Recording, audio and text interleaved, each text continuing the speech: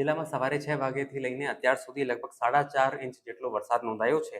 જેમાં નવસારીમાં 5 ઇંચ કરતાં વધારે, જલાલપુરમાં 4 ઇંચ કરતાં વધુ, વાંસદામાં અંદાજે 6 ઇંચ અને ખેરગામમાં લગભગ 5 ઇંચ જેટલું વરસાદ રજીસ્ટર કરવામાં આવ્યું છે. અત્યાર સુધી તંત્ર તરફથી 4190 જેટલા લોકોને શિફ્ટ કરવામાં આવ્યું છે. તેમાંથી અંદાજે 700 લોકો શેલ્ટર હોમ્સમાં છે.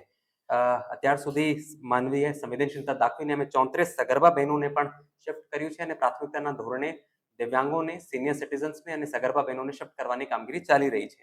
જિલ્લામાં અત્યારે 3 એસડીઆરએફની ટીમ, 1 એનડીઆરએફ અને 1 આર્મીનું કોલમને પણ સ્ટેન્ડ બાય રાખી લેવામાં આવ્યું છે. આપના મારફતે લોકોને અપીલ કરવા માંગુ છું કે જિલ્લામાં રેડ એલર્ટની પરિસ્થિતિને ધ્યાને લેતા બિનજરૂરી અવરજવર કરવી ટાળવી હિતાવહ છે અને સ્થાનીય વહીવટી તંત્રની સૂચનાઓનું અવશ્ય પાલન કરવું. અત્યારે જિલ્લાની ત્રણેય નદીઓ ભયજનક સપાટીથી નીચે ચાલી રહી છે. અંબિકા 28 ફૂટની સામે 11.74, પૂર્ણા 23ની સામે 13.5 અને કાવેરી 19ની સામે 14.5 છે. પર ઉપરવાસમાં પણ વરસાદ પડી રહ્યો છે. ધ્યાને લેતા જિલ્લા ઇમરજન્સી ઓપરેશન સેન્ટરથી એનું સતત મોનિટરિંગ કરવામાં આવ્યું છે.